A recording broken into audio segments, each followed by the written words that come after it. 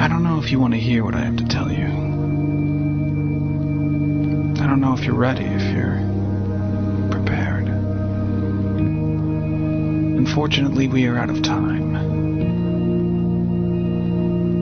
I have no choice but to tell you the truth as I know it to be true. I have no choice but to tell you, no matter how ridiculous or preposterous you interpret it to be. I have no choice but to tell you.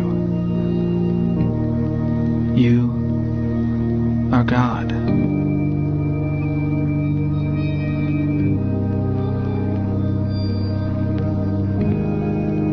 You are the creator and designer of the whole universe.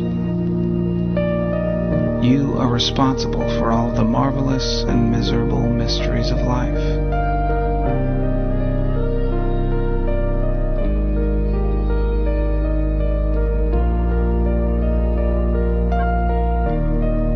You are the one to save us, to save you, to save all of it. Only they don't want you to know. They don't want you to know the truth. They don't want you to know because if you do, they will have no chance of survival. They are demons of your own design, embedded in your mind, and they will do anything and everything within their power to stop you from seeing,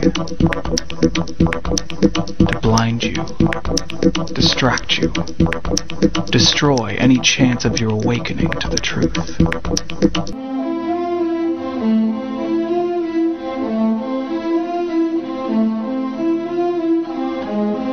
The holographic idea says that the future is always present, is always enfolded in the whole, just as there's an unbroken wholeness amongst all things, all objects in the universe. We don't realize how much we can affect the world just through our attitudes and through what we believe.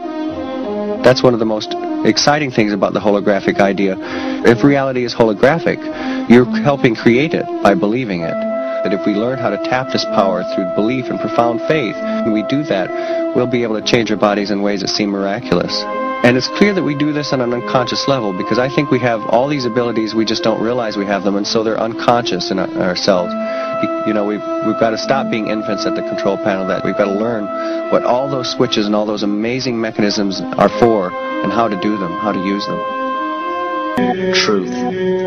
Not the truth about governments, commerce, religions, terrorism, or anything external, but the truth within ourselves, within our psyche and our shadow self. Especially in Western cultures, we are taught that being normal means only being happy and never sad, only loving and never angry, only forgiving and never jealous. This sounds plausible, but it is not. We are not meant to repress any negative emotions because it causes imbalance. To conquer our emotions, we must embrace them, not fight them. We must acknowledge them and allow them to serve their purpose as we learn from them. The ancient Essene culture left teachings dating back about 6,000 years. They taught that our relationships with one another, with the universe, and with situations and events are mirrors of the parts of our psyche that need to be cleansed.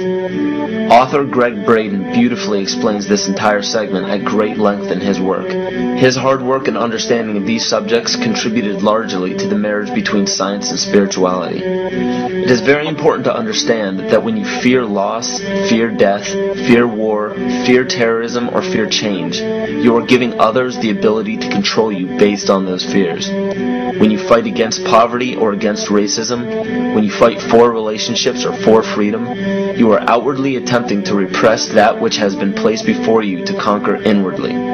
These situations are mirrors of our fears. This is why it is important to love and only love. Love those who stand with you, but especially those who stand against you. Don't look at your fears as a threat. Rather understand that this material world is only a physical manifestation of either the love or fear in your consciousness. It's as plain as day. All you need to conquer in your life is in your face. If you want to understand what your true inner fears are, analyze your ambitions and your inhibitions.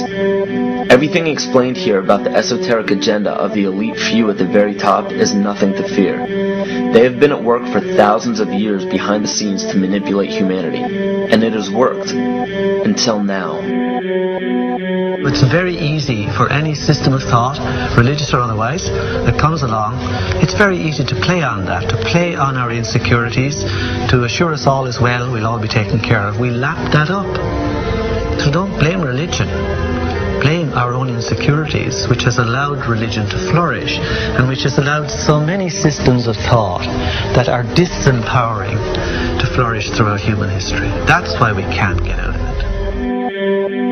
Ron Sakeley, Department Chairman, Chemistry, University of California, Berkeley, showed that DNA acts as an antenna for cellular upregulation. The primary function they taught us about what DNA is about. It's a receiver and transmitter of photons, light, and phonon sound. For what? Cellular upregulation, meaning that their water molecules, the pyramid power around the DNA spiral energizing strands, are taking in the spiritual energy of love vibrations and then sending it out for manifesting, precipitating in a quantum field, the physical matter of the body. These are hertz, frequencies, or cycles per second that the musicians can retune their instruments to play and experiment with. Why? Again, these are the Creator's musical scale, the original solfeggio, buried for 3,000 years in the Bible. So the ancient priests who knew how to levitate the huge stones for the building of the pyramids, and the Masonic knowledge that predated ancient Egypt, the ability to have this information, these frequencies, serve the function of creation, destruction, and miracles on behalf of the empowered people who had access to this knowledge. I say that because of this metaphor.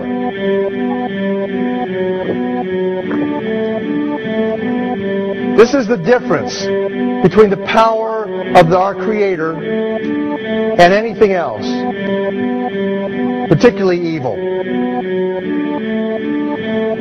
That you can go into a pitch black room full of evil, full of darkness, and light a little candle, and instantly that darkness flees.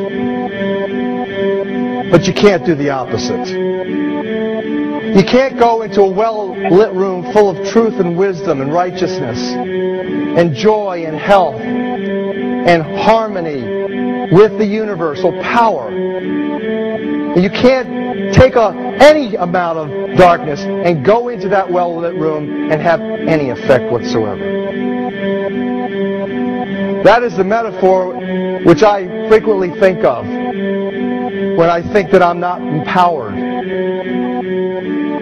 It is the greatest lesson for me, and I think for everybody else, to know that we're on the winning side and that we win in the end. As you are watching this, understand that it is not a fight to be fought. It is not a war to be waged. No gun rights have to be exercised. Not a finger has to be lifted. Most people wonder how one person can make a difference. They ask that if all this is so simple and this information is available, why hasn't someone else conquered their fears and changed the world for everyone else? This is the most difficult and beautiful conundrum to our lives.